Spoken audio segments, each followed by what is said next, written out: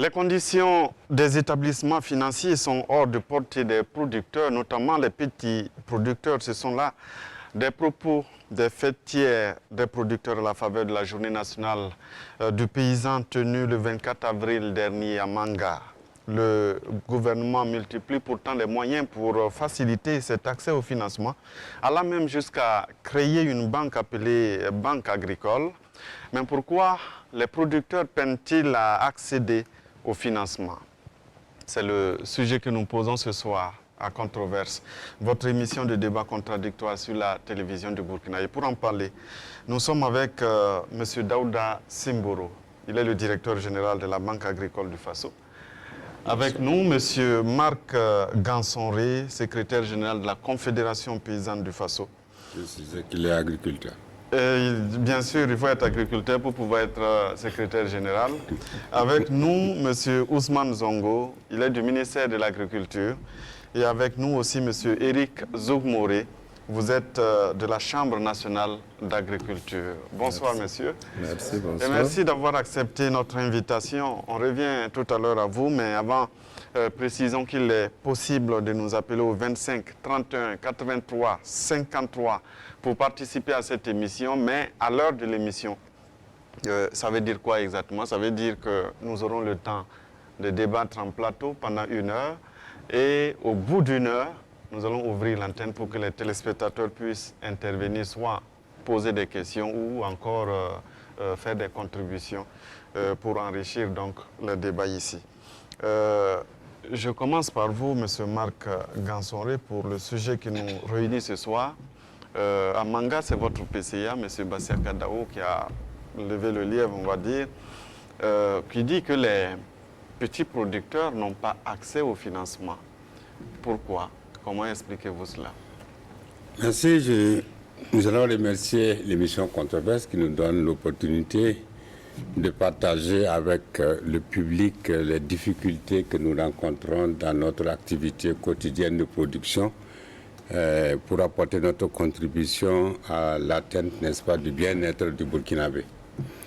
Alors, plusieurs difficultés minent effectivement l'épanouissement des exploitations agricoles familiales.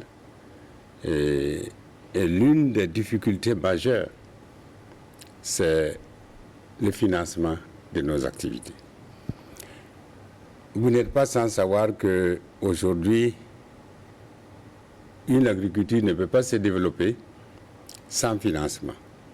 Et quel genre de financement et quel type de financement?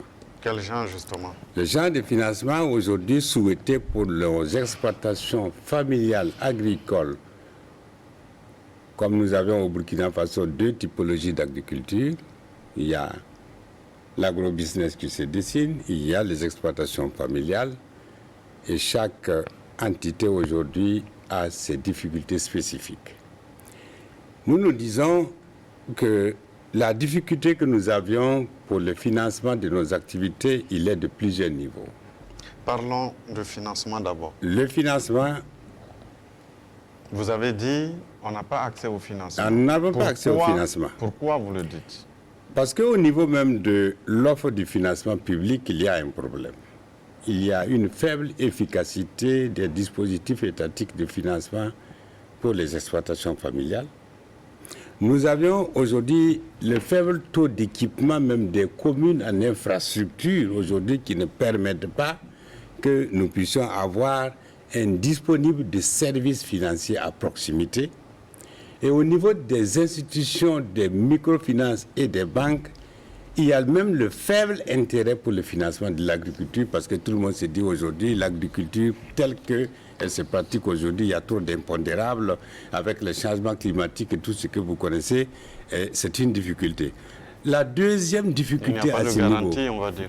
Il y a la faible représentativité de ces banques-là dans les territoires que je dis et il y a la capacité même financière des établissements, des institutions de microfinance pour faire face à la demande aujourd'hui.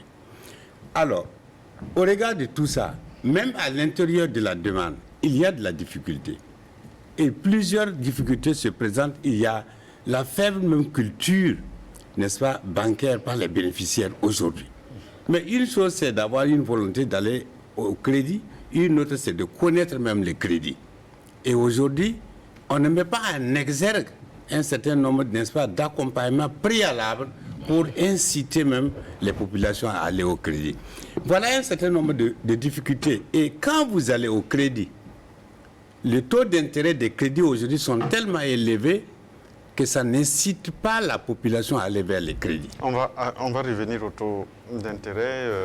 Daouda Simboro, vous êtes clairement visé, puisque je vous ai présenté comme le directeur général de la Banque agricole. La banque que les paysans ont souhaité et souhait auquel le chef de l'État a accédé lors de la journée du paysan qui s'est tenue à Kaya, et qui a été effectivement opérationnalisé.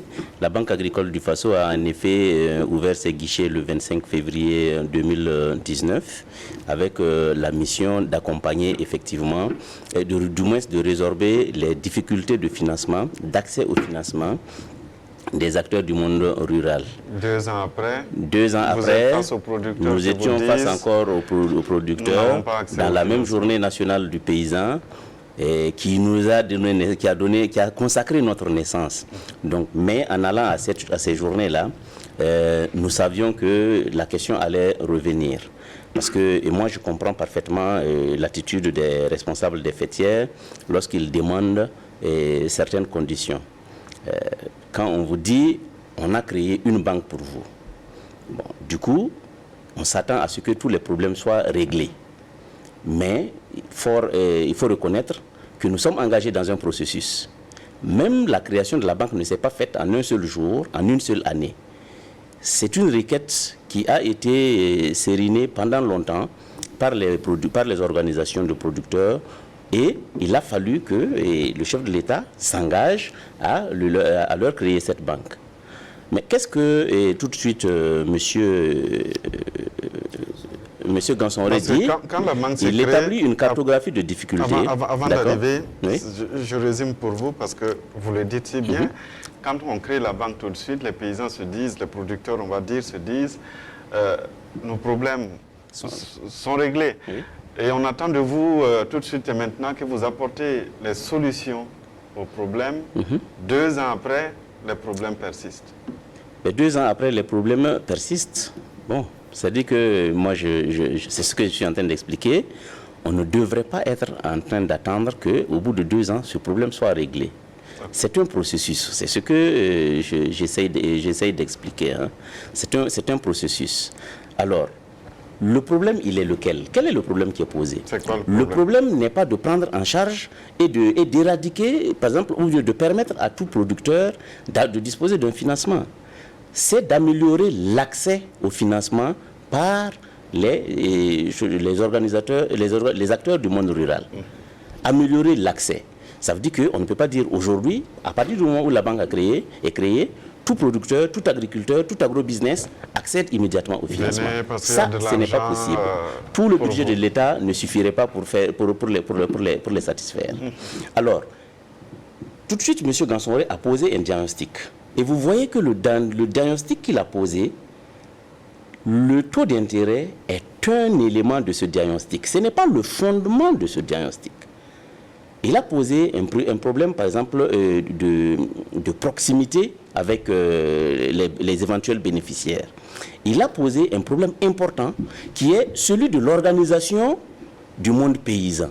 Qui organise le monde paysan? Ce n'est pas la banque. La banque rend une mission de service public. Il a aussi dit, par exemple, les conditions de taux. Nous évoluons dans un environnement où nous sommes assujettis au respect d'une réglementation. Et cette réglementation ne dit pas, vous êtes une banque agricole, voilà, on vous exempte de demander des garanties. Vous êtes une banque agricole, on vous exempte de pratiquer des taux d'intérêt ou de faire des bénéfices. On ne fait pas ça. La banque agricole accompagne aujourd'hui, du moins met à la disposition des acteurs du monde rural autour de 40% de ses interventions en termes de crédit. Alors que le taux au niveau national, vous le savez, lui il ne va pas me contredire, tourne entre 3,5% et 6% à l'échelle nationale. Si la banque agricole est consciente de sa vocation, naturellement, elle sait qu'elle doit proposer autre chose aux acteurs du monde rural. On revient à vous. Monsieur Zougmoré, 40% des offres de la Banque agricole vont vers le monde des producteurs, le monde rural, on va dire. Et jusque-là, vous n'êtes pas toujours satisfait. Pourquoi? Merci bien, merci de nous avoir invités sur ce plateau. Il faut dire que à la création de la Banque agricole, tous les producteurs du Burkina ont applaudi. 2 ans après, comme l'a dit à l'introduction, nous peinons toujours à voir cet accompagnement se concrétiser. 40% a dit le DG, il faut dire que c'est encore insuffisant. C'est encore insuffisant parce que quand on regarde un peu l'intervention de la Banque agricole en lien avec les autres institutions qui existent déjà dans notre sillage au Burkina, je dirais que les institutions qui sont déjà installées, qui font du classique, accompagnent encore mieux nous producteurs que notre banque qui existe il y a 2 ans. Carrément. Donc, il faut dire que notre souhait, c'est vraiment qu'on aille dans une dynamique où on permet aux producteurs d'accéder à ces produits tout en respectant la réglementation. Donc, nous ne disons pas qu'ils ne font pas quelque chose, mais ce n'est pas encore insuffisant. C'est encore insuffisant. C'est ce que j'ai dit, c'est un processus, nous sommes engagés dans un processus. Voyez-vous, je prends la question simplement. Aujourd'hui, nous avons combien de communes au Burkina? Pensez-vous qu'une banque, de façon réaliste, puisse être créée et que 2 années après, elle puisse être présente aussi proche des éventuels bénéficiaires? Plus de 350. Ce n'est pas possible. Pour ce qui concerne même le taux d'intérêt qui a été annoncé, je pense que nous avons les meilleurs taux d'intérêt de la place. Pourtant, nous allons chercher les ressources sur le même marché que les autres banques classiques auxquelles fait allusion M. Zougmoré. Nous achetons nos ressources à presque 7%. Mais je sais que la plupart de ceux qui se sont adressés à nous, qui sont d'ailleurs les responsables des organisations fêtières là, il n'y en a pas beaucoup qui peuvent dire qu'ils ont demandé à approcher la Banque agricole et qui n'aient pas bénéficié de l'accompagnement de la Banque agricole. Ils ne peuvent pas non plus dire que les taux sont ceux qui ont été annoncés à la Journée nationale du paysan. Je suis désolé. C'est quoi le taux? Le taux aujourd'hui, le taux maximal que nous pratiquons... Parce qu'on parle de 12%. J'ai dit à la Journée nationale du paysan à Manga, j'ai pris la parole pour annoncer que nous pratiquons un taux compris entre 7 et 9% pour l'accompagnement des acteurs du monde rural. Pour d'autres secteurs, cela se justifie. Et d'ailleurs, il faut dire que nous faisons du tort aux autres secteurs. Les autres secteurs sont les moins risqués. C'est pourquoi tout le monde cherche ces gens. Donc normalement, le niveau de risque joue sur le niveau du taux qu'on pratique. Donc ça veut dire qu'on devrait en réalité augmenter le taux qu'on pratique aux agriculteurs. Parce que nous sommes une banque commerciale. Une de nos missions, c'est de faire du bénéfice. Mais nous ne cherchons pas le bénéfice avec les agriculteurs parce que nous savons pourquoi nous sommes nés. Marc Ansonde, je viendrai à vous, hein, monsieur Zongo, je suis désolé, pour assurer justement la contradiction. Nous avions demandé à ce que l'on crée un instrument adapté aux besoins de nos exploitations. On a dit Banque agricole de développement, qui est une banque universelle dédiée en priorité au financement du monde agricole. Quand même, allez-y comprendre qu'aujourd'hui, on crée un tel instrument. Et même quand on donne le temps du vécu de la banque, 2 ans, avec 40%, mais ça frise, en fait, la négligence. Je ne peux pas comprendre qu'aujourd'hui, nous sommes à 40% de votre enveloppe pour le monde agricole. On doit être prioritaire. Banque agricole de développement. Comprenez bien ça. Banque agricole de développement. Ça veut dire aujourd'hui qu'on devrait être en mesure de nous proposer des produits financiers adaptés à ce que nous sommes en train de faire. Ça veut dire qu'on devrait être en mesure de pouvoir couvrir le territoire national. Ça veut dire qu'on devrait être en mesure d'apporter quelque chose de nouveau dans le système de financement même de l'agriculture. C'est là où nous vous attendons. On ne s'est pas investi pour rien. L'initiative est partie. Nous avons contribué à la création de cette banque. Et nous avons même demandé expressement. Le politique a été d'accord. Les techniques s'est investi. Nous avons pu l'ouvrir. Nous sommes aussi... Non, attendez. Il répond. Monsieur Gansonré, d'abord, il faut corriger. La banque agricole du Faso, ce n'est pas une banque de développement. C'est différent. Nous sommes une banque commerciale. Vous avez dit quelque chose d'intéressant. Nous sommes une banque universelle qui doit intervenir en priorité dans le financement du monde agricole. Une banque universelle veut dire quoi? Que ce n'est pas que l'agriculture que nous finançons. Effectivement, l'agrément que la Banque centrale nous a délivré est un agrément de banque universelle. Mais comment on lance une banque? Le capital de 14 milliards qui a été réuni pour ouvrir la banque, vous pensez qu'il est suffisant pour s'implanter dans toutes les communes? Vous pensez qu'il est suffisant pour être entièrement donné aux producteurs et aux agriculteurs? Il faut constituer un socle de clientèle de diverses origines et de diverses activités pour permettre de mieux accompagner les agriculteurs. Nous sommes conscients à la Banque agricole du Faso que nous devons faire la banque autrement. Nous ne nous sommes pas engagés dans le sillage des banques classiques. C'est pourquoi la priorité est donnée en termes de taux déjà. Nous avons déjà priorisé dans notre barème, les agriculteurs et les acteurs du monde agricole sont privilégiés et ça, c'est d'abord important. Ce que vous ne dites pas, pourquoi les autres banques ne s'investissent pas et n'accompagnent pas jusqu'aux petits producteurs? Et vous avez parlé dans votre diagnostic, vous avez posé le problème des institutions de microfinance qui même ne vous accompagnent pas comme ça. Il y a un mécanisme. Aujourd'hui, ce que vous devez vous dire, et j'insiste, c'est de vous mettre en tête qu'il s'agit d'un processus. Et vous ne pouvez pas dire que l'État ne fait rien. L'État, en 2020, l'État est passé devant l'Assemblée nationale pour demander l'autorisation de ratifier un engagement pour le processus d'accompagnement à la création d'une banque d'agrobusiness. Ces ressources qui vont être mobilisées, cette convention, va servir à abonder le fonds de développement agricole qui est logé actuellement à la banque agricole, qui va du moins tirer le coût de nos ressources à la baisse pour nous permettre de jouer sur les taux d'intérêt qu'on va pratiquer au monde agricole. Si ce mécanisme, si cet attelage n'est pas fait, il est illusoire de croire qu'on peut prendre l'ensemble du capital et l'ensemble des ressources pour donner aux agriculteurs. Moi, je pourrais vous demander tranquillement combien d'agriculteurs épargnent pour qu'on puisse transformer en crédit dans les livres de la banque agricole. Vous êtes client de la banque agricole. Est-ce que vous épargnez à la banque agricole pour qu'on puisse donner du crédit à M. Zougmoré? Je ne pense pas. Vous êtes consommateur de crédit et de ressources, donc de ressources. Ces ressources-là viennent des secteurs que vous demandez qu'on ne priorise pas là. Les ressources-là viennent de là-bas, ne viennent pas des agriculteurs. Le capital en une journée est parti. Il répond à la question, M. Zougmoré. Non, en fait, il faut dire que sur ce sujet, nous savons que accéder au crédit au Burkina de façon générale est très difficile. Et encore moins quand c'est les crédits agricoles.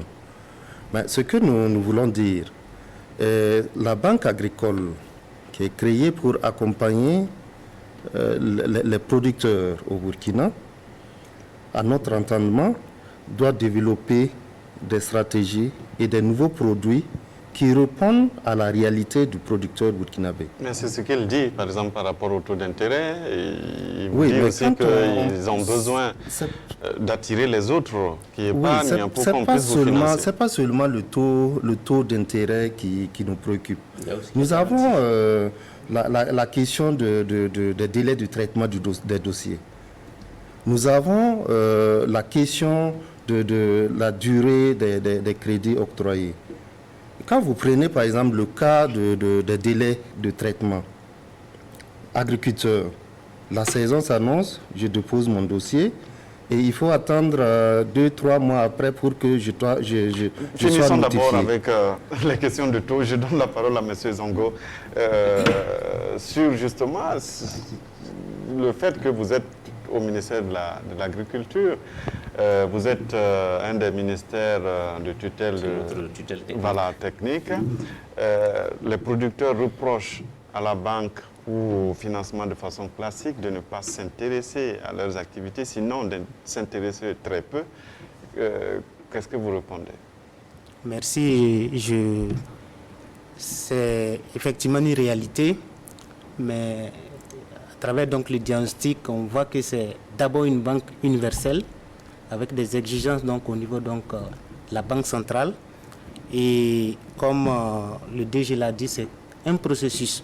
Mais l'État, au regard donc de ces contraintes, a pris des dispositions pour créer un guichet donc au niveau de la banque, de la banque agricole dédié spécifiquement aux petits producteurs, dénommé Fonds de développement agricole, qui sera abondé premièrement par le budget de l'État. Et ensuite, on va mobiliser donc les partenaires sur la question pour pouvoir accompagner donc les producteurs, surtout les petits. Et il y a un volet qui sera également consacré pour les transformateurs à ce niveau. Et ça, vous parlez du futur. Les premières pluies se sont déjà annoncées dans plusieurs régions. Les producteurs vont au champ tout à l'heure. Quand on est dans la projection, est-ce que dès demain, le producteur, on va dire, de Soubagnan-Dougou pourra venir à la banque agricole et octroyer, pouvoir justement avoir ce crédit dont vous parlez? Non, ce n'est pas le futur parce que l'instrument est créé. Et c'est vrai les fonds sont disponibles à hauteur de combien de les fonds, c'est milliards? très bientôt. Très bientôt. Et puisque tout est fin prêt. En juin? Non, ça ne va même pas décembre. arriver juin parce que le compte est créé. Et voilà, le compte est abondé. On a reçu le premier virement. Exactement. Donc, à hauteur de combien? À hauteur d'1 milliard, comme annoncé à la GLP à Manga. Mais ce milliard-là, si demain on ouvre les guichets, il est parti, M. Marc C'est la question, il est parti en 30 minutes. C'est pourquoi moi j'insiste sur le fait qu'il s'agit d'un processus. Parce que les paysans, les agriculteurs ne se sont pas arrêtés, ils n'ont pas interrompu leur relation avec leurs autres sources de financement. Mais vous êtes la banque agricole. Nous voulons nous approcher de leurs exigences. C'est pourquoi je dis, nous ne sommes pas dans deux navires différents.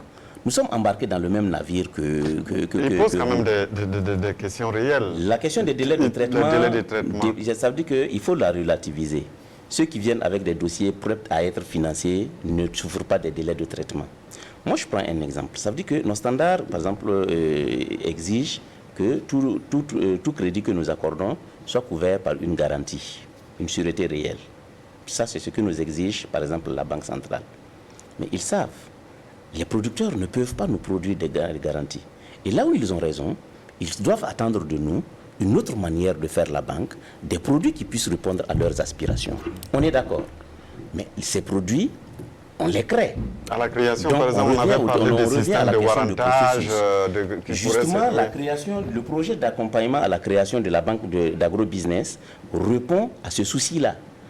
Il va permettre la mise en œuvre de l'assurance agricole et aussi de codifier le système du warrantage, qui est le nantissement de la production de l'agriculteur, qui reste sa propriété et qu'il peut céder, qu'il peut du moins nantir contre des ressources à certaines périodes et sortir sa production qui lui appartient toujours au moment où les prix sont les meilleurs.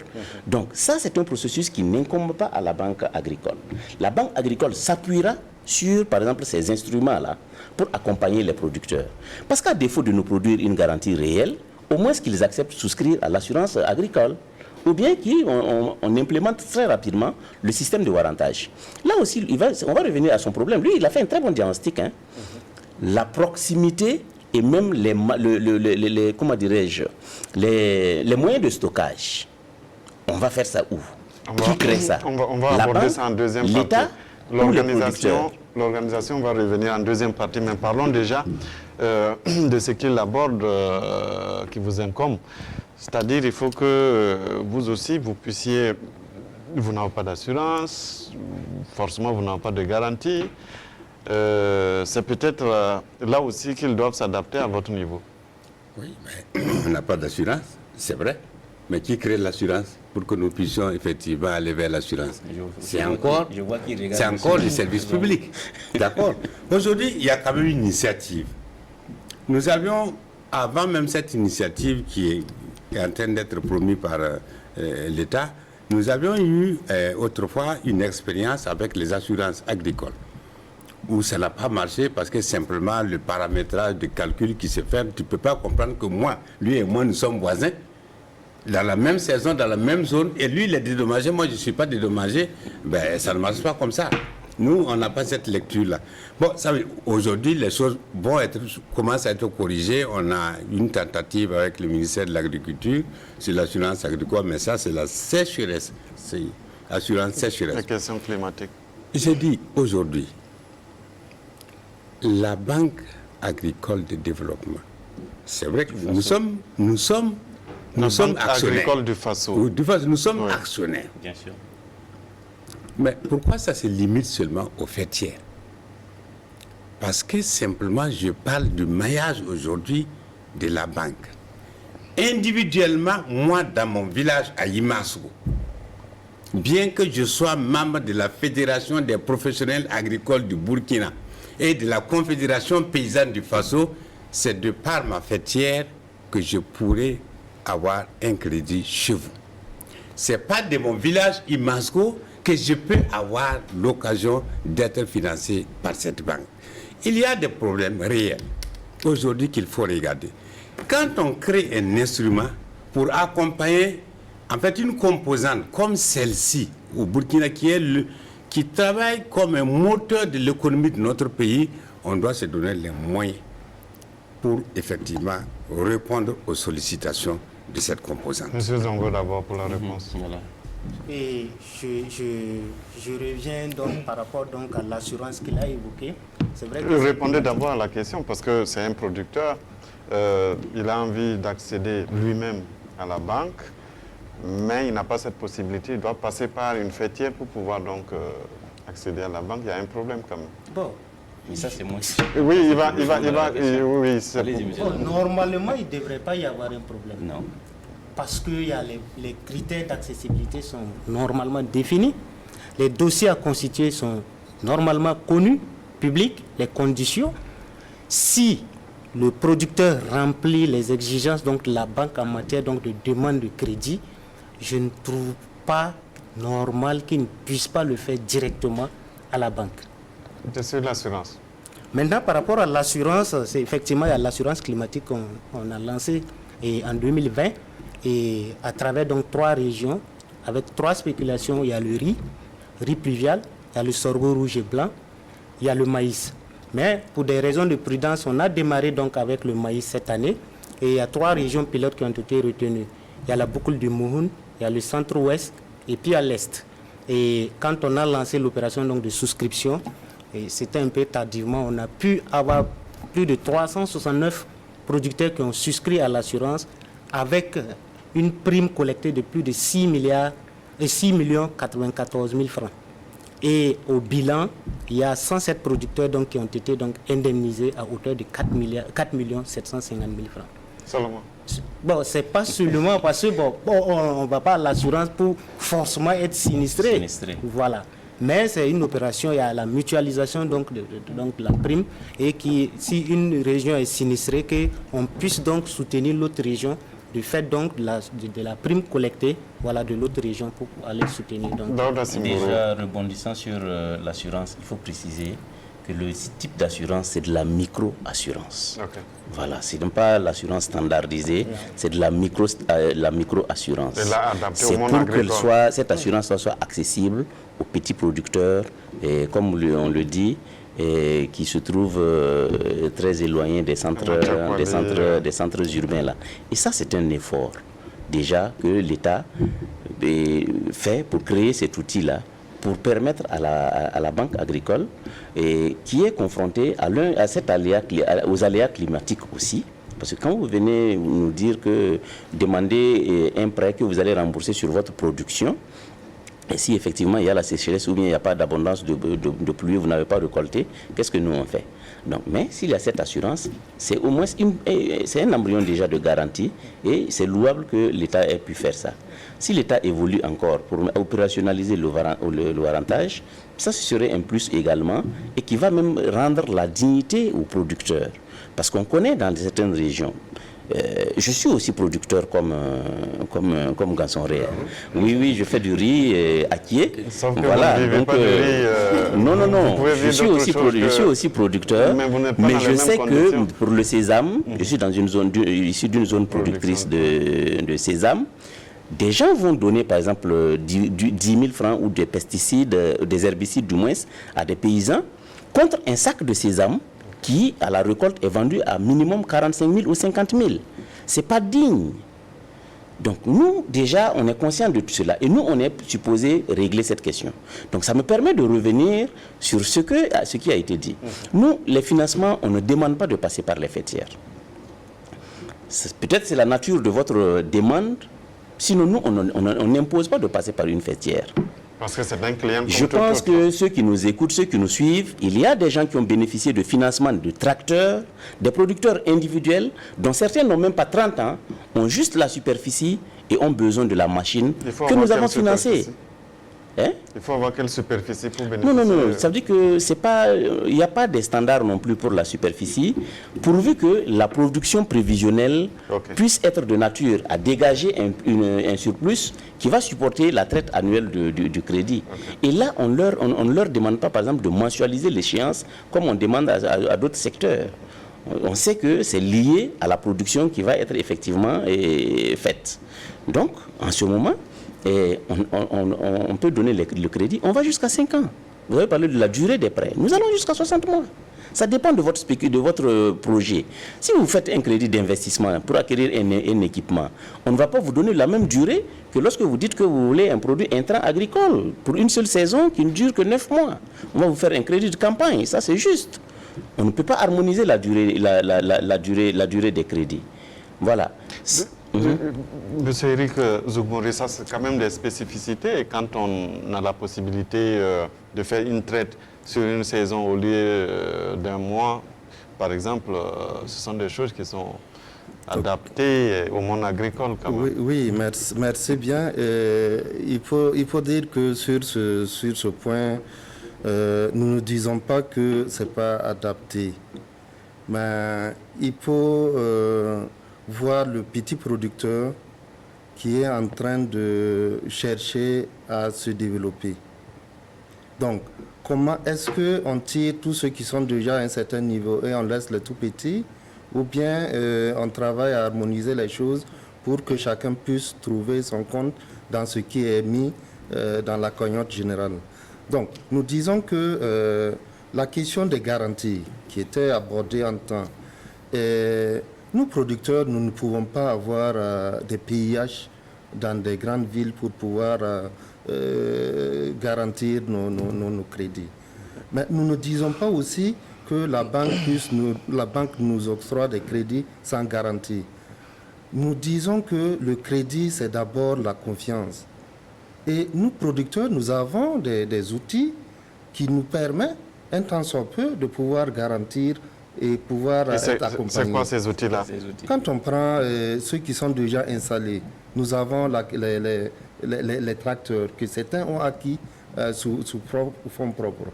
Nous avons, comment dirais-je, le bétail que nous avons qui peut être valorisé. Quand on prend la question du nantissement, certainement qu'on va aborder, et la loi d'orientation 070 adoptée en 2015 nous permet, nous producteurs, de nantir ce que nous avons dans nos exploitations pour avoir l'accompagnement. Et notre souhait que notre banque puisse aller dans ce sens pour permettre à tout producteur de pouvoir nantir ce qu'il a comme exploitation, pouvoir nantir ce qu'il a comme équipement dans son exploitation, pour avoir l'accompagnement. Et c'est ce qui ne se fait pas. C'est ce qui ne se fait pas pour le moment. Monsieur Zougouri, je pense que vous pouvez dire quand même souvent, vous n'êtes pas obligé d'être contre ce que nous disons tout le temps. Hein. Je pense que quand vous pouvez aussi accepter qu'il y a des efforts qui sont faits. Ils sont en et, par exemple, voilà. Non, c'est normal. Moi, c'est pourquoi je dis, moi je les comprends. Hein. Je suis dans le même navire qu'eux et je le répète, et ça me plaît de répéter cela. Mais voyez-vous, le type de garantie que vous venez d'énumérer, que vous pouvez nantir, tout est mobile. Tout est meuble, si on veut parler.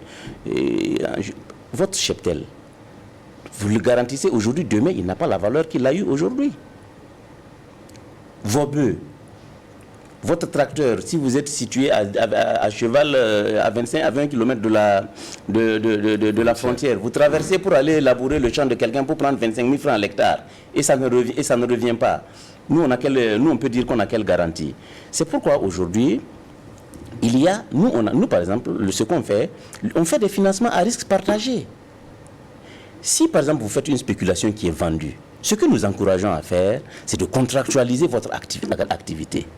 Si vous produisez du maïs, commencez, soit par vous-même, soit par l'intermédiaire de votre fêtière, à chercher des acheteurs potentiels. Vous nous permettez d'aborder... Voilà, non, ce que je dis, c'est des produits spécifiques que je suis en train de citer, qui ne nécessitent pas qu'ils nous apportent des PUH. On ne vous le demande pas forcément.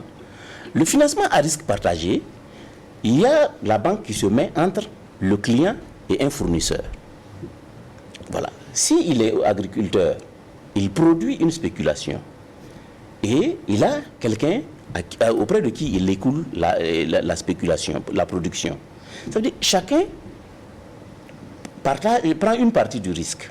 On peut lui demander de constituer un dépôt de 10%, au fournisseur de faire autant, et le reste, la banque prend le risque. Je pense qu'aujourd'hui, on le fait facilement, et surtout, même tous les responsables des fêtières qui se sont engagés dans l'agriculture contractuelle, là, savent qu'on fait ça et ils en profitent. Monsieur Zongo, est-ce que le problème, ce n'est pas un problème organisationnel finalement? Est-ce que les agriculteurs, les producteurs sont suffisamment organisés, se disent peut-être l'activité que nous menons est du business et que nous pouvons en tirer profit et aussi pouvoir valoriser cela et accéder finalement au financement? Merci. Et ce problème est réel. C'est vrai qu'il y a des organisations aujourd'hui qui sont en place, qui travaillent, des fêtières. Nous-mêmes, le ministère contribue à l'organisation. Mais il faut dire qu'il faut travailler aujourd'hui à changer un peu les mentalités. Parce que dans l'imaginaire populaire, celui qui s'engage dans le domaine agricole, bon, c'est celui pratiquement qui a échoué dans d'autres secteurs d'activité.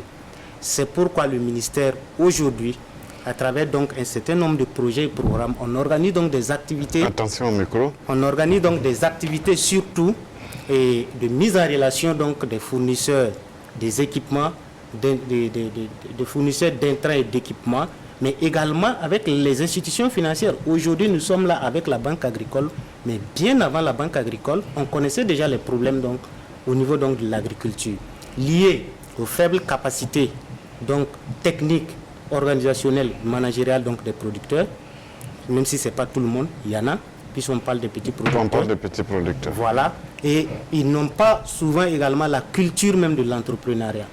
Et pour ça, nous avons donc des modules que nous administrons à travers donc un certain nombre d'organisations que nous organisons et nous déroulons donc ces modules-là pour leur permettre de changer un peu de paradigme. Et en plus, on envoie de plus en plus, nous convions lors donc de nos rencontres des exploitants modèles qui ont réussi donc dans le domaine agricole pour qu'ils viennent partager leur expérience, pour qu'on voie que dans l'agriculture, ce n'est pas forcément de l'autoconsommation, mais on peut faire du business. Et souvent, lorsque le promoteur qui a réussi dans le domaine présente son compte d'exploitation, mais il y en a qui arrivent même à accueillir des étudiants stagiaires chez eux pour apprendre. Et de plus en plus, c'est comme ça que nous évoluons pour pouvoir changer un peu la donne en la matière. Mais si vous me permettez, je voulais revenir sur un aspect par rapport à l'assurance pour montrer un peu l'effort qui est fait par l'État. C'est que la prime est de 12 000 francs. Okay. Et l'État consent subventionner la prime à hauteur de 50%. Et aujourd'hui, le producteur paye 6 000 francs. Et ce qui est envisagé donc pour la campagne à venir, c'est que nous allons faire le couplage assurance agricole crédit. Et à l'occasion, puisque nous allons sur le terrain pour sensibiliser, donc lancer une campagne de sensibilisation et de souscription, on va faire venir les institutions financières avec nous et ils vont passer le message, les conditions d'accès donc au crédit et comment est-ce qu'ils peuvent, à travers cette assurance-là, bénéficier donc des crédits. En même temps, ils vont leur donner les conditions et ils pourront échanger. D'accord. Voilà. Marc Ansonri, est-ce que ce n'est pas vous le problème finalement? vous n'êtes pas suffisamment conscient peut-être de la force économique que vous avez en tant qu'agriculteur et même petit producteur, de pouvoir le valoriser en business et de pouvoir rentrer dans les clous de la banque agricole. Attendez, je ne crois pas. Peut-être les gens comprennent mal le concept. L'entrepreneuriat, c'est quoi? Est-ce que vous avez déjà vu un agriculteur aujourd'hui qui n'est pas entrepreneur? Nous finançons même à près de 90% nos exploitations sur des fonds propres. Comment ça se passe? Une entreprise, c'est injecter de l'argent pour chercher du profit. Et nous, dans notre pratique quotidienne, c'est peut-être pas une entreprise formelle, mais c'est une entreprise tout de même.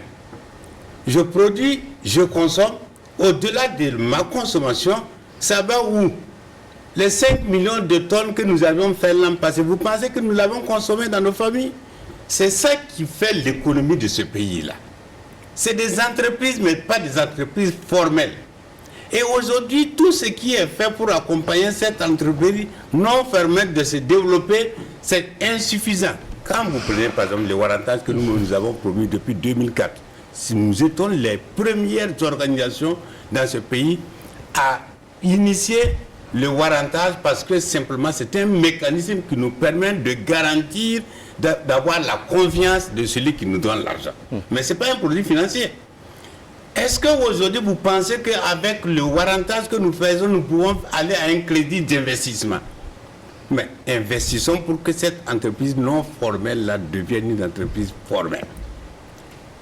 Un agriculteur aujourd'hui qui est dans la production agricole sur, disons, 5 hectares seulement de production de maïs. Lui, il fait les riz, il connaît. Il sait combien il injecte sur 1 hectare. Et au-delà de cette injection, pour que tu reflètes cette entreprise, il faut qu'au niveau du débouché de ta production, tu puisses être sûr que ce que tu produis va avoir une valeur ajoutée dessus, non seulement sur le marché, et même pour la transformation de ce produit. Quand même, vous n'allez pas nous dire, vous n'êtes pas mort de faim parce que la production, l'entrepreneuriat non formel là, ne vous a pas donné satisfaction. On veut des services adaptés pour accompagner l'évolution du système. Vous savez, vous êtes très fort et puis moi je vous apprécie parce que vous posez toujours le diagnostic, mais vous le tirez vers le côté qui vous arrange. C'est légitime. Ce que vous dites ici, c'est quoi? Ça veut dire c'est poser le problème de la responsabilité de vos fêtières d'organisation. Vos membres, vos petits producteurs que vous voulez qu'on aille chercher, et du moins dans les villages les plus reculés, là, c'est pas à nous de renforcer leur capacité pour pouvoir approcher la banque. C'est vous. C'est vous qui devez faire ça. Est-ce que, la question que M. Gongo a posée, est-ce que vous le faites, vous pensez que vous le faites suffisamment? Ça, c'est d'un. Et l'autre chose, vous avez commencé votre premier diagnostic par dire qu'il y a différents niveaux d'entreprise agricole. Il y a l'entreprise familiale, il y a la grande entreprise familiale, par exemple les producteurs de coton de l'Ouest, qui ont de très grandes superficies, qui sont mécanisés et tout. Et il y a l'agro-business aussi. S'il y a différentes étapes, moi, en tant que coordonnateur d'une fêtière, c'est de m'inscrire dans ce processus pour passer du petit producteur au producteur moyen, au grand producteur familial, pour faire de l'agro-business. Et toutes ces étapes-là nécessitent, comme vous l'avez dit, un investissement. Si vous voulez un crédit saisonnier, c'est adapté à la production annuelle. Si vous voulez un crédit d'investissement qui va s'étaler sur 2-3 ans, il faut trouver le type d'investissement qui puisse vous permettre de rembourser le crédit. Donc, en fait, vous êtes le bénéficiaire et le déclencheur de la situation. C'est vous qui devez faire tout. Et votre rôle, par exemple, je connais les organisations, vous êtes là, vous faites 20 ans à la tête des organisations, mais vous ne regardez pas sur la valeur ajoutée que vous créez. La création de la banque agricole aussi, c'est de procurer de la valeur ajoutée aux produits agro-silvo-pastoral, et par exemple, comment dirais-je, en finançant la transformation. Et je vous dis que là aussi, nous, il y a beaucoup d'individus qui nous ont saisis avec des projets d'agro-business que nous accompagnons. On ne leur demande pas forcément d'avoir la garantie. L'équipement financier même devient une garantie. Alors, monsieur Zoubondé, est-ce que là, votre responsabilité n'est pas engagée aussi? Merci bien. Je crois que la question de l'organisation des producteurs à la base est posée. Nous disons qu'au niveau de la Chambre nationale d'agriculture, depuis l'adoption des différents décrets qui permettent aux exploitants et exploitants de pouvoir s'enregistrer, nous avons lancé le processus d'enregistrement des différents producteurs agro-silvopastoraux, halieutiques et fauniques il y a quelques semaines. Donc, cet enregistrement va permettre à tous les producteurs du Burkina de se faire enregistrer dans leur région d'origine de production pour bénéficier de l'attestation et de la carte d'agriculteur qui, à notre niveau, nous sommes en train de travailler pour arrimer certains produits à cette carte. Il s'agit entre autres de l'assurance, il s'agit entre autres des échanges avec l'administration pour permettre à tout producteur qui détentrice de cette carte puisse faire valoir ses droits, c'est-à-dire demander à ce qu'on l'inscrive sur sa CNIB producteur. Et nous travaillons également à ce que les produits financiers puissent être arrimés à cette carte pour donner plus de valeur. Et c'est pourquoi je dis, en termes d'organisation, les chambres d'agriculture et leurs différentes fêtières travaillent à sensibiliser tous les producteurs depuis que ce processus a été enclenché. Cela va permettre d'orienter les appuis de l'État et ses partenaires aux producteurs réels, entre griffes. Parce que quand on regarde notre sillage actuel, DG est producteur, mais il ne peut pas prendre la carte. Chez les financiers. Donc, pour dire que pour avoir la carte d'agriculteur du Burkina, il faut être vraiment agriculteur professionnel. Nous sommes restés plusieurs années où quand on te demande ta profession, quand tu dis agriculteur, les gens te regardent de la tête jusqu'en bas. Donc, pour dire qu'en termes d'organisation, les chambres d'agriculture et leurs fêtières travaillent à organiser les producteurs dès la base. C'est pourquoi chacun est libre d'aller se faire enregistrer dans sa zone de production, faire la demande, avoir son certificat et demander sa carte d'agriculteur. Du coup, finalement, vous reconnaissez qu'il est difficile de pouvoir cerner vos difficultés parce que vous n'êtes pas suffisamment organisé. Non, pas une question d'organisation, M. Gongo. C'est le législateur qui nous permet de faire cette activité. Quand je parlais de la loi d'orientation adoptée agro-silvopastorale. Oui, mais je vais faire la relation justement entre l'organisation et le financement. Parce que si effectivement vous n'êtes pas à un certain niveau d'organisation, est-ce que peut-être ça n'explique pas le fait qu'on n'arrive pas à vous satisfaire lorsque vous vous approchez de la banque? C'est la question que je pose. Non, avant que cette question d'enregistrement ne vienne avec l'adoption de cette loi, les producteurs avaient déjà leur fêtière au niveau communal et au niveau provincial. Et ce sont ces fêtières qui, à un certain moment, accompagnaient souvent même pour que les petits producteurs puissent accéder à certains services, notamment l'encadrement à la base, la question de la mutualisation pour accéder au crédit ou à l'appui de l'État, les subventions, j'allais dire. Donc, je ne crois pas que cette question d'organisation que DG a abordée soit aussi criarde que ça. Monsieur Zongo. Oui, et revenons toujours à l'organisation donc des acteurs, puisque pour accéder, faire la demande donc de financement, il faut avoir un minimum dans le dossier. Et ça prend en compte tous les aspects, y compris donc la gestion, l'organisation de la gestion. Je conviens avec M. Gamsonri que c'est pas, même l'agriculture, je vais dire les producteurs, les plus petits, souvent ils entreprennent du fait que le surplus donc de consommation est écoulé. et ça alimente l'économie. Mais du fait donc de leur faible capacité par rapport donc aux exigences donc, de la banque en tant que banque universelle, même si elle est dans l'agriculture, ça pose le problème donc d'organisation. Et en ce moment, ce qui est trouvé pour pouvoir donc alléger donc ces contraintes, c'est le Fonds de développement agricole qu'on vient de créer à la Banque agricole, dont la Chambre nationale d'agriculture. Qui n'a qu'un milliard pour l'instant. Oui, mais on est ensemble. On est ensemble, et puisque ça sera régi par un comité de gestion, et ils siègent donc dans le comité.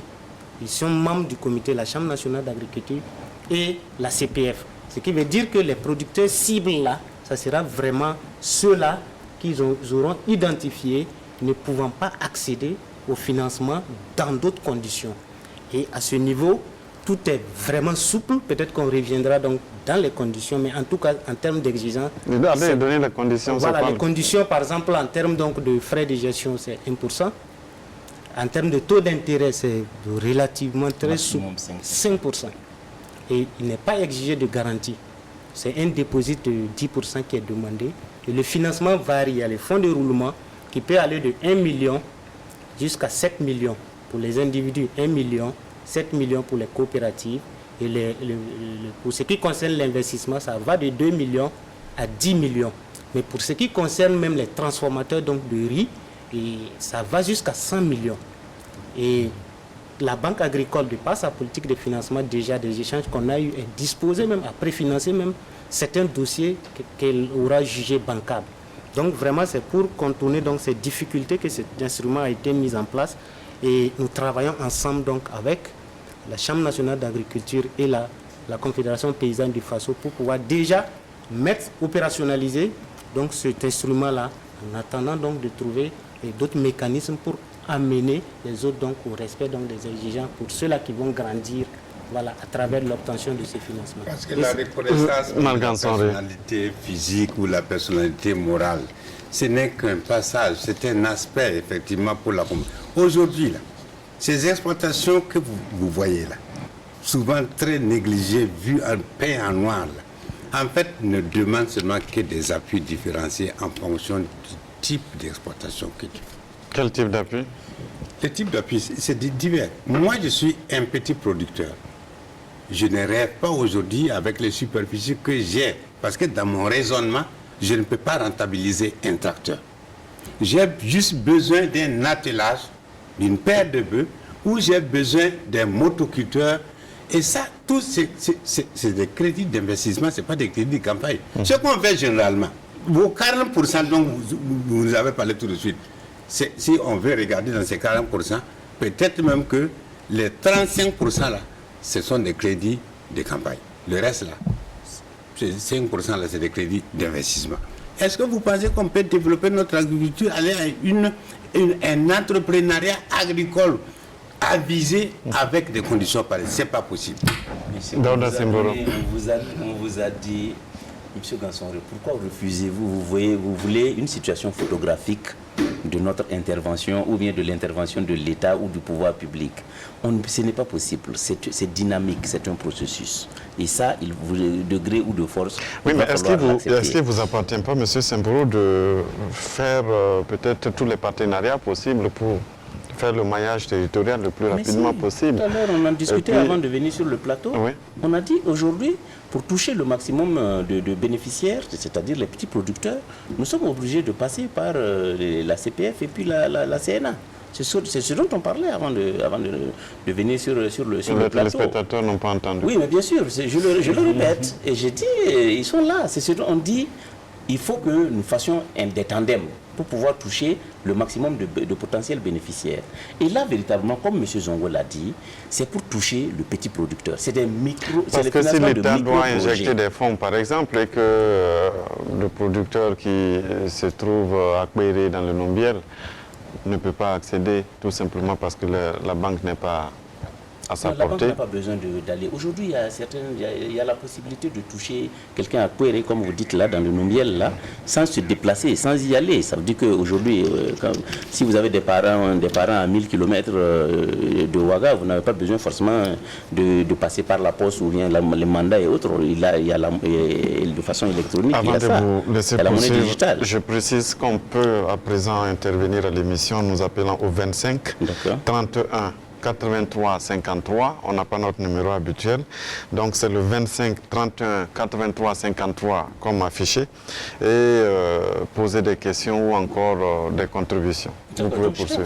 Pour le Fonds de développement agricole, en fait, l'État a amorcé la dynamique pour prendre en charge les aspirations réelles des acteurs du monde rural, en commençant par le petit producteur. On veut accompagner d'abord le petit producteur avec les ressources, la mise initiale. Mais il est prévu des abondements de ce fonds-là, de l'intervention même de partenaires financiers. L'État s'engage à accompagner avec des montants précis pendant 3 ans. Et après 3 ans, on espère que des partenaires vont prendre le relais. Et puis maintenant, abonder suffisamment le fonds pour élargir progressivement le champ de son bénéfice aux producteurs. Vous voyez, M. Zongo l'a dit, on avait une première mouture qui ne s'intéressait qu'au microfinancement, qu'au financement de micro-projets. Je pense que quand on a commencé les rencontres, tous les 3 que nous sommes, je ne me rappelle pas avoir vu M. Zougoumoré, mais nous 3, on y était. On a défini les caractéristiques du fonds ensemble. Donc ça veut dire qu'on a pris en compte la préoccupation de la banque, la préoccupation de l'État, la préoccupation des producteurs. Maintenant, c'est l'opérationnalisation sur le terrain qui se fait attendre. C'est pourquoi moi, chaque fois, je suis obligé de revenir pour dire que le processus est enclenché. Et ce qu'on a dit à Manga, on a demandé aux paysans d'être ambitieux, de passer du statut de paysan au statut de producteur. C'est ce qu'on fait. C'est ce que vous essayez de faire. Mais vous attendez qu'on vous donne tout. Quand vous avez, Marc a dit tout à l'heure que, comment dirais-je, quand il a dit tout à l'heure, il souhaite changer de dimension. C'est comme ça, c'est ce que nous aussi on souhaite faire. C'est à vous de les tirer du petit producteur. C'est pourquoi nous avons été créés et nous sommes chargés de cette mission. Avant de revenir là, on me signale qu'il y a un téléspectateur en ligne, M. Bouraïma Yambré qui nous appelle de Ouargaï. Bonsoir. Nous vous écoutons. Ça va? Oui, ça va bien, merci. On vous écoute. Voilà, bon, j'avais des petites questions à poser à l'homme de la banque. D'accord.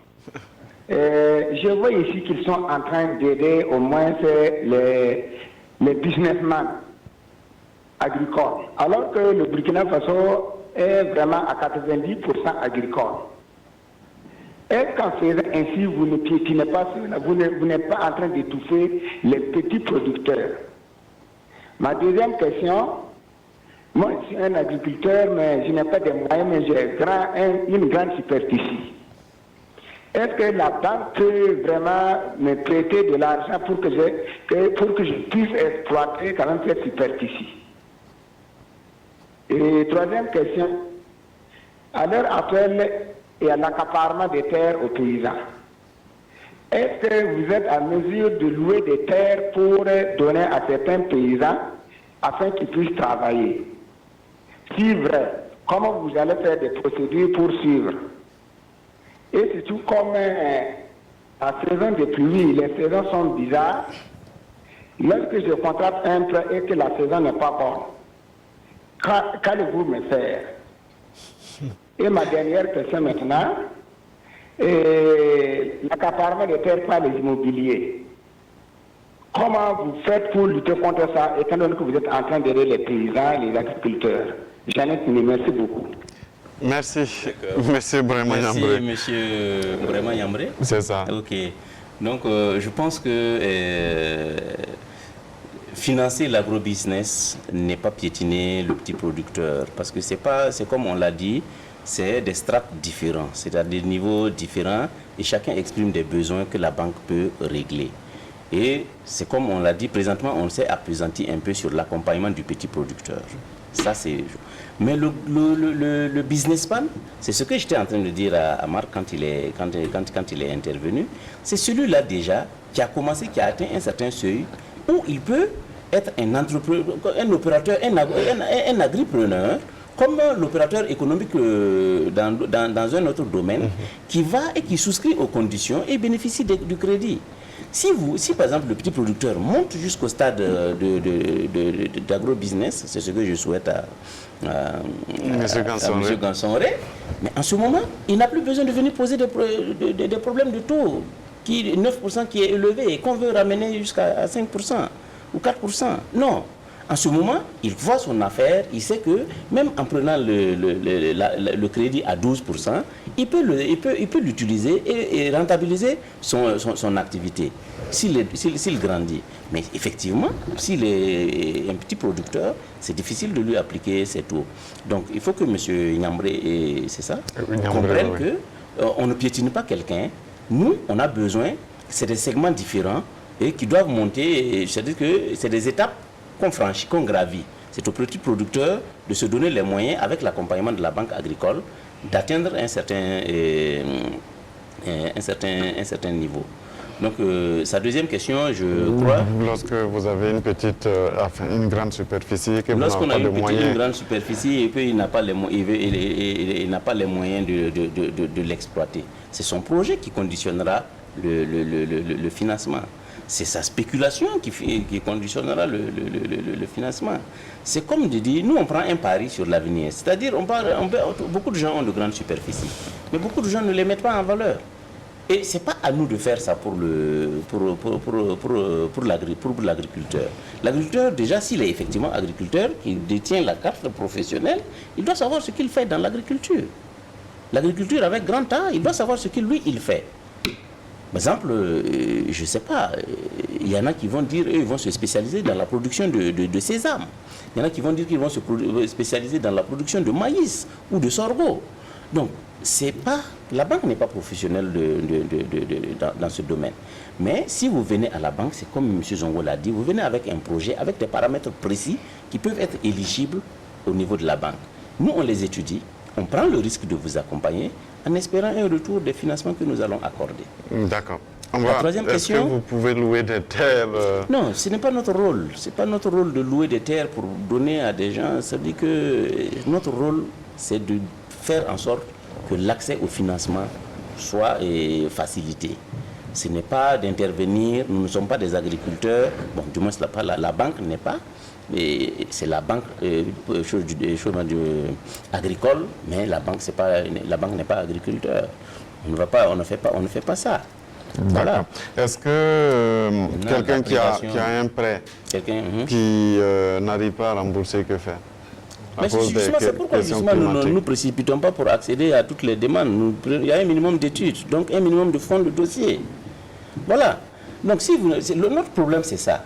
Quand au début... C'est ce qu'on vous dit de ne pas faire justement parce que vous êtes face au producteur. Nous sommes obligés, parce que ce n'est pas l'armée du salut, ce n'est pas la Croix-Rouge. Nous ne distribuons pas les ressources qu'on met à notre disposition. C'est les mêmes producteurs là qui vont venir nous dire qu'on a donné à un tel, alors que son champ ne peut pas, on sait pertinemment que son champ ne peut pas assurer le retour du remboursement. On ne va pas le faire. Ça veut dire que c'est comme quelqu'un qui vient demander. C'est bon de demander, mais en demandant, on sait qu'il y a deux issues. Ou on vous donne ou on ne vous donne pas. Si on ne vous donne pas, on vous dit pourquoi. Si on vous donne, c'est que vous remplissez un minimum de conditions. Il n'y a personne autour de cette table-là qui donne de l'argent sans condition à quelqu'un en l'appelant prêt. Quand vous l'appelez prêt, il y a un minimum de conditions. Et la première condition, c'est de vous assurer un temps soit peu que ce que vous avez sorti là va revenir. On va prendre M. Jean-Jacques Yameogo qui nous appelle de Koudougou. Bonsoir. Oui, bonsoir. Nous vous écoutons, vous êtes à l'antenne. Ok, merci beaucoup. Merci à tous ceux qui sont sur le plateau pour la richesse de cette émission. Et rapidement, moi j'aimerais savoir quel est le plan de la banque agricole pour être proche des producteurs. Deuxièmement, qu'est-ce que la banque fait pour accompagner les chambres régionales d'agriculture afin que les producteurs soient sensibilisés au bien fondé de cette banque qui est la leur.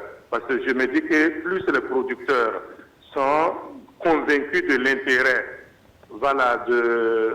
du bien fondé de cette banque, plus ils vont s'y engager. Et puis bon, ça fait une bonne affaire pour la banque. Ça permet à la banque aussi d'aller de l'avant.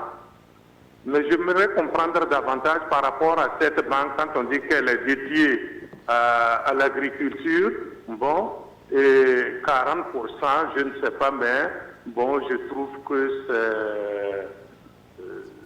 c'est faible. D'accord. Il va vous répondre. Sauf que toutes les questions viennent à vous. Merci, monsieur Yameogo. Déjà, je vais épuiser celui qui parlait de l'accaparement des terres, là. Oui. Donc, c'est clair, ce n'est pas notre rôle. Ce n'est pas à nous de regarder, ce n'est pas à nous d'organiser ça.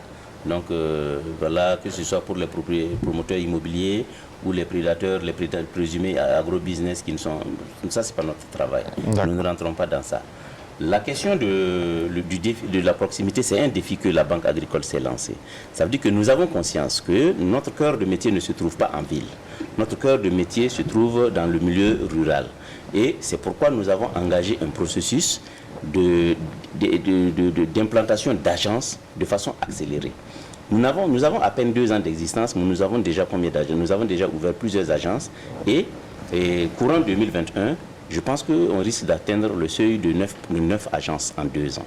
Nous avons l'agence de Ouaga, en dehors de l'agence du siège. Nous avons l'agence de Bobo, l'agence de Dédougou, l'agence de Houndé, l'agence de Diebougou qui va ouvrir dans 2 mois, l'agence de Banfora qui va ouvrir aussi dans la même période. Ils sont au même niveau d'évolution et d'avancement des travaux. Il y a une agence que nous projetons ouvrir à Koudougou dans cette année, une agence à Bagré, une deuxième agence à Ouaga. Ça fait les 9 agences. Mais maintenant, ce qu'il faut comprendre, nous sommes en train d'élaborer un plan stratégique quinquennal de développement de la banque. Ça veut dire que dans un horizon de 2 à 3 ans, notre ambition est de couvrir au moins les 13 régions du Burkina. Et avant l'échéance quinquennale, nous voulons être présents dans les 45 provinces du Burkina. Ce matin encore, quand vous m'appeliez, je disais qu'on était en conseil d'administration à Manga. Et je vous remercie d'ailleurs parce que c'est de là que je suis venu. C'est de là que je suis venu. C'est ça. Le conseil d'administration nous a instruit encore d'accélérer le processus, de ne même pas... ils nous ont donné la possibilité de sortir même de la planification que nous avons établie pour l'implantation des agences et d'aller au-delà si l'opportunité s'y prêtait. Donc le défi de la proximité, nous sommes en train progressivement de le relever. Alors l'autre question, c'est qu'est-ce que nous pouvons faire pour accompagner la CNA? C'est bien ça? C'est ça. Voilà, non, c'est pas, nous n'avons pas une mission spécifique orientée vers une fêtière. Nous avons une mission, nos missions là, ça veut dire que nous devons contribuer à l'accélération de la modernisation de l'agriculture en finançant la mécanisation et les intrants. Nous avons aussi la mission d'accompagner à la création de valeur ajoutée sur les produits agro-silvo-pastoraux en finançant la transformation. L'autre mission que nous avons, c'est de réduire les importations de produits manufacturés basés sur les produits agricoles et animaux et végétaux. Voilà, peut-être ces missions-là couvrent un peu et indiquent un peu, du moins, notre périmètre d'intervention. 40%. 40%, je vous ai dit, c'est un début. En 2 ans, il a fallu créer un socle de clientèle de divers horizons, étant donné que nous sommes une banque agricole. Mais à terme, c'est comme je vous l'ai dit, par exemple, nous voulons qu'à la fin de 2021, quand on va faire le point, il y ait un phénomène d'éviction des financements à l'endroit d'autres secteurs d'activité et par les financements à l'endroit de l'agriculture. Le seuil qu'en comité de direction nous nous sommes fixés, c'est d'atteindre 55% pour une 3e année qui serait appréciable en direction du monde agricole, du monde rural, contre 45% pour les autres secteurs.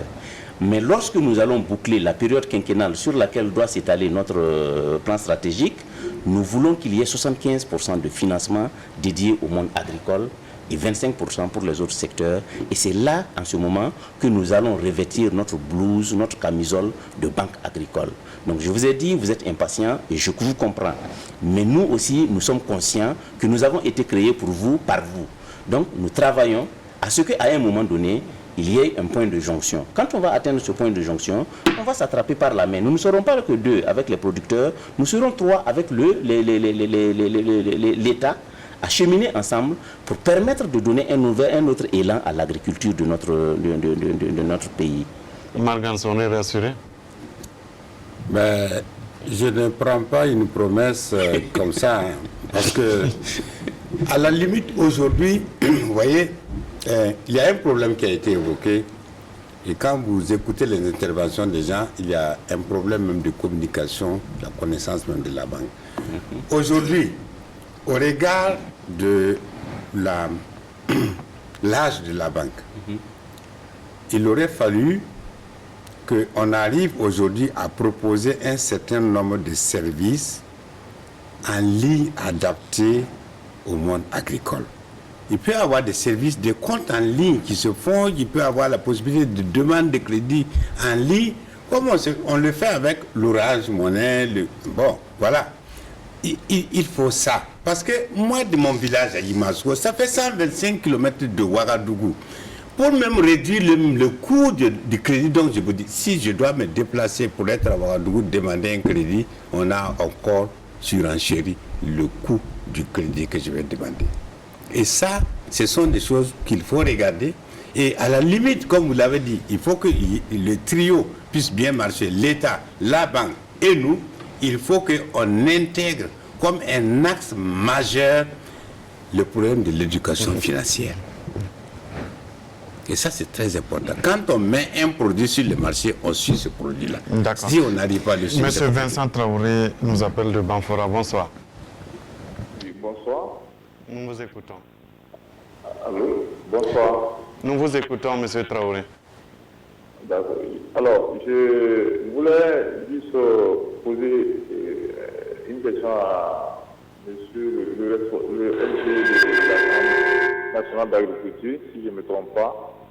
Alors, c'était pour apporter ma contribution pour dire que par rapport aux garanties, aux différentes garanties, est-ce qu'un travail ne peut pas être fait pour que les acteurs du monde rural qui détiennent des portions de terre, que ce soit les agro-businessmen, les moyens et tous les petits les agriculteurs, qui cherchent à avoir quand même un titre sur les portions qui puisse quand même aider la banque agricole à avoir quand même une garantie afin vraiment de leur proposer quelque chose pour qu'ils puissent réellement travailler et fonctionner avec un crédit. D'accord. Merci à vous, monsieur Traoré. Cette fois-ci, la question vous est d'abord, monsieur Zoumouri. Ok, merci bien. Nous allons dire merci à monsieur Vincent Traoré. Il faut dire que au niveau de la Chambre nationale d'agriculture, qui est une institution consulaire, pour juste rappeler à monsieur DG que c'est une institution consulaire, c'est pas une fêtière. Et nous travaillons à ce que on puisse mettre en application les différents textes qui existent actuellement. Nous avons les services au niveau département, les services fonciers ruraux, qui doivent travailler à délivrer des APFR. Et le grand challenge actuellement, c'est de pouvoir travailler avec l'administration pour que les institutions financières puissent accepter. L'APFR, c'est quoi?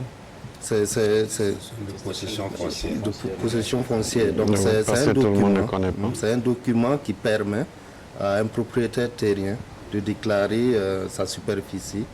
Et ce document le permet en même temps d'accéder à certains produits que nous sommes en train de négocier. Parce que jusqu'à présent, plusieurs producteurs, certains producteurs, j'allais dire, ont ce document, mais ils ont du mal à accéder au financement. Donc, notre challenge actuellement, c'est vraiment que l'État puisse nous permettent d'utiliser ce document pour accéder aux différents accompagnements en lien avec le financement agricole. Donc, nous disons aussi que la question de garantie se pose énormément. C'est une difficulté majeure quand on prend la question des productrices et des jeunes. Déjà, nous, hommes producteurs, nous avons des difficultés pour accéder parce que très souvent, les garanties ne nous permettent pas d'accéder à certains produits. Donc, celles qui sont encore moins nanties, ce sont les productrices et les jeunes. Vous parlez de productrices, nous avons une productrice en ligne. Madame Noélie Ouedraogo nous appelle de Dori. Bonsoir. Oui, bonsoir. Nous vous écoutons. Ok, merci de l'opportunité. Bon, ma première question s'adresse à M. Simboro de la Banque agricole. Bon, nous savons tous que la Banque agricole a été créée pour résolver le problème du financement agricole. Alors, la question est la suivante. Quel est le processus d'octroi du crédit agricole afin d'adopter l'offre de financement aux besoins des producteurs? Ma deuxième question s'adresse à la Sénat et à la CPR, et aussi à M. Simboro, de voir, à savoir la stratégie de la banque en collaboration avec la CPS et la CNM comme futur secteur pour minimiser les risques liés au financement agricole. Ma troisième question s'adresse à M. Simboro encore, de savoir quel est le taux des encours de crédit agricole par rapport au crédit ordinaire actuellement pour l'année 2019-2020. Aussi, une question aussi, le taux d'intérêt que vous offrez aux producteurs pour pouvoir accéder à un crédit agricole. Merci pour l'opportunité que vous me donnez. Merci, Madame Ouedraogo. Alors, comment est-ce que vous organisez, mais on va commencer d'abord par le processus d'octroi de crédit. Le processus d'octroi de crédit commence déjà par l'entrée en relation avec le client. Parce qu'on ne va pas vous accorder un crédit si vous n'êtes pas client de la banque. Si vous ne disposez pas d'un compte dans la banque, on ne sait même pas où on mettra le crédit. Mais rassurez-vous, il y a des gens qui nous déposent une demande de crédit avant même d'ouvrir le compte, après être rassurés que leur crédit sera et leur projet est bancable. Donc il faut déjà entrer en relation. Et la chose la plus importante, c'est d'avoir une activité génératrice de revenus suffisamment pour rembourser le crédit. L'autre chose, c'est le secteur d'activité, le type d'activité et la sélection du type de besoin. C'est ça qui conditionne en réalité le crédit, avant même la considération de la garantie, comme les gens ont tendance à le mettre en avant. Maintenant, pour ce qui concerne les taux d'intérêt, je l'ai dit ici et je l'ai répété à la Journée nationale du paysan à Manga, nos taux d'intérêt pour le financement agricole vont de 7 à 9%. Contrairement aux autres secteurs où et parfois nous allons à 12% et parfois plus. Selon l'activité, selon le volume du crédit, selon la durée du crédit. Mais pour ce qui concerne les financements agricoles, on n'excède pas les 9%. C'est de 7 à 9% que nous pratiquons. Oui, au niveau des fêtières et de l'organisation consulaire, qu'est-ce que vous faites justement pour organiser les paysans de manière à ce qu'on minimise les risques? On voit par exemple à l'Ouest avec la Sofitex, il y a des cautions solidaires. À votre niveau, qu'est-ce que vous faites pour justement minimiser ces risques-là? D'abord, Marc Gansonvi. Il y a plusieurs actions quand même qui sont menées. D'abord, pour minimiser un risque, c'est d'abord de connaître les crédits. Tu ne connais pas un crédit, ce n'est pas la peine d'y aller, tu vas te casser le nez. Ça, il n'y a rien à faire. La deuxième chose que nous faisons aujourd'hui, c'est effectivement mener des actions de formation sur l'éducation financière. Parce que là, c'est quand même assez important. À partir de là, ça te permet de connaître ce que c'est qu'un crédit, pourquoi on prend un crédit, comment ça doit se gérer, il y a tout ça. En troisième position, c'est l'accompagnement de proximité, n'est-ce pas, de l'utilisation de ces crédits. Il y a un dispositif de suivi que certaines fêtières ont mis en place qui arrive à accompagner, parce qu'avec les institutions de microfinance, nous avons la possibilité, avec des fonds de garantie que nous avons mis, octroyer un certain nombre de crédits à une certaine hauteur maximum c'est 3 millions qui est donné à des groupes de femmes ou des groupes de jeunes qui veulent travailler ou des producteurs individuels par rapport à ça. Ce sont ces 3 actions que nous menons pour l'instant. Mais c'est tellement coûteux à un certain moment donné que si vous voulez rapporter ce que vous êtes en train de faire au crédit, ça devient très coûteux. Comment faire pour minimiser effectivement toutes ces questions-là? Ça nous a amené à développer aujourd'hui un processus d'accompagnement des services qui est le conseil à l'exploitation familiale, où à l'intérieur, il y a un certain nombre de modules qui sont dispensés pour permettre aux gens effectivement de ne même pas avoir peur du crédit parce qu'on ne peut pas se développer aussi sans crédit. Aujourd'hui, il y a même cette peur bleue d'avoir un crédit.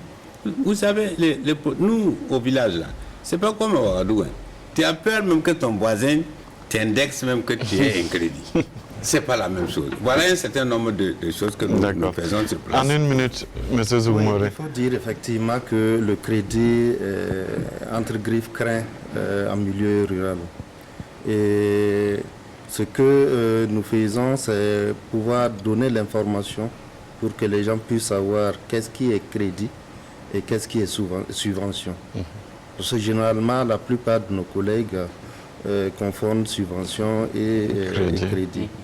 Et la peur bleue, comme l'a dit Marc, c'est qu'on a peur qu'on ne vienne nous déposséder du minimum qu'on a. Nous travaillons à avancer, à développer nos exploitations. Donc, ce que nous allons demander peut-être à la banque, c'est que l'on puisse, certainement les jours à venir, qu'on puisse échanger pour voir quelles pourraient être la collaboration qu'on pourrait avoir avec l'institution financière qui va permettre de donner l'information à nos ressortissants à la base. D'accord. Malheureusement, le temps qui nous est imparti est épuisé, totalement épuisé. On a même débordé de 2 minutes. Nous avions sur ce plateau M. Daouda Simboro, vous êtes directeur général de la Banque agricole du Faso. Avec nous, M. Marc Gansonré, vous êtes de la Confédération paysanne du Faso et vous insistez qu'on dise que vous êtes producteur. Avec nous, M. Ousmane Zongo du ministère de l'Agriculture et avec nous, M. Eric Zougmouré, vous êtes rapporteur à la Chambre nationale d'agriculture. Merci d'être venu et surtout à M. Simboro qui a fait un déplacement de Manga où il était en conseil d'administration pour nous rejoindre en plateau. Donc, et ça a été utile parce qu'on a été assaillis par les questions. Merci à vous de nous avoir suivis, à tous ceux qui ont contribué, participé, à l'équipe technique, à Pousseni Kindo, Draman Guéné qui m'ont aidé à préparer et présenter cette émission. Bonne suite de programme sur la RTV.